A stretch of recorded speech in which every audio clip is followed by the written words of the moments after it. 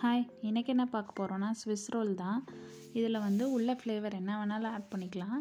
நான் வந்து இன்றைக்கி நியூட்ரலா வச்சு பண்ண போகிறேன். இது வந்து என்னோடய பிஸ்னஸோட ரெசிபி தான்.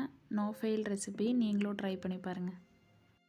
2 எக் யோக் எடுத்துகிட்டு அதில் கொஞ்சமாக உப்பு, கொஞ்சம் சர்க்கரை போட்டு நல்லா மிக்ஸ் பண்ணிக்கணும். நெக்ஸ்ட்டு மில்க்கு, ஆயில் 2யும் சேர்த்து மிக்ஸ் பண்ணிக்கோங்க. வெனிலா எசன்ஸ் ஆட் பண்ணிக்கோங்க.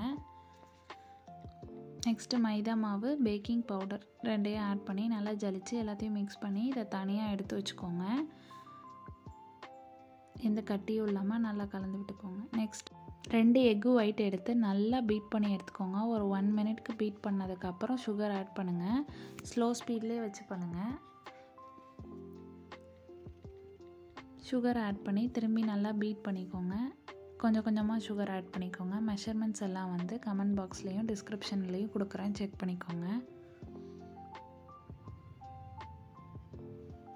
நல்லா இது மாதிரி பண்ணிகிட்டே இருக்கும் போது சாஃப்ட் பீக்ஸ் வரணும். இப்போ வர்றது கொஞ்சம் சாஃப்ட் பீக்ஸ் தான். இது மாதிரி உடனே கொஞ்சம் இதாகுது. இன்னும் நல்லா சாஃப்ட் பீக்ஸ் வர வரைக்கும் பீட் பண்ணிக்கலாம். இன்னும் ஒரு 1 மினிட் ஸ்லோ ஸ்பீடில் இல்லைனா மீடியம் ஸ்பீடில் கூட வச்சு பீட் பண்ணலாம். ரொம்ப ஹை ஸ்பீட் போயிடாதுங்க. இது மாதிரி பீக் வந்ததுக்கப்புறம் நிப்பாட்டிட்டு அதோட ஒரு போர்ஷன் மட்டும் எடுத்து எல்லோவில் மிக்ஸ் பண்ணிக்கோங்க. ஏன்னா அப்போ தாங்க எந்த வித கட்டியும் இல்லாமல் மிக்ஸ் ஆகும்.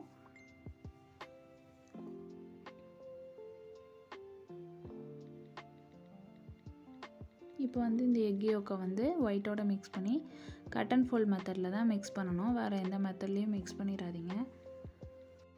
நல்லா கலந்து விட்டு எடுத்துக்கோங்க. இப்போ வந்து நம்ம பேக்கிங் ட்ரேயில் பேக் பண்ணலாம். இது வந்து என்கிட்ட அப்போ பேக்கிங் ட்ரே தான் இருந்துச்சு, அதனால் அதிலேயே பண்ணேன்.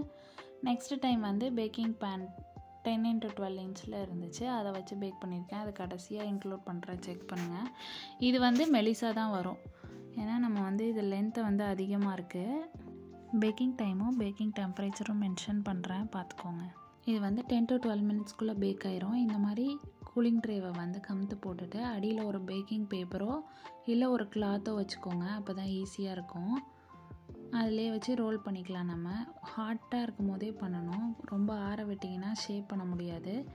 நியூட்ரலாவையும் எடுத்து நம்ம ஸ்ப்ரெட் பண்ணிக்கிட்டு உடனே வந்து ரோல் பண்ணிடலாம். அப்போ தான் ரோல் ஆகும். இல்லை ரோல் பண்ணி வச்சுட்டு அப்புறமே கூட நியூட்ரலா ஆட் பண்ணி திரும்பி ரோல் பண்ணிக்கலாம். இது வந்து மெலிசாக இருக்கிறதுனால நிறைய ரோல் வருது. நான் வந்து பேக்கிங் டின்னில் கரெக்டாக பண்ணதுனால அந்த பிக்சர் பாருங்கள், அது வந்து சூப்பராக இருக்கும். இதே மெஷர்மெண்ட் வச்சு அதில் பண்ணியிருக்கேன். செம்ம சூப்பராக சாஃப்டாக இருந்துச்சு. நீங்களும் வீட்டில் ட்ரை பண்ணி பாருங்கள். ட்ரை பண்ணி பார்த்து எப்படி இருக்குன்னு எனக்கு கமெண்ட் பண்ணுங்கள். இதுதான் பேக்கிங் டின்னில் பண்ணது. இது வந்து நல்லா இதாக இருக்கும். இதுவும் ஆர்டருக்காக பண்ணது தான். தேங்க்ஸ் ஃபார் வாட்சிங். Please subscribe our channel.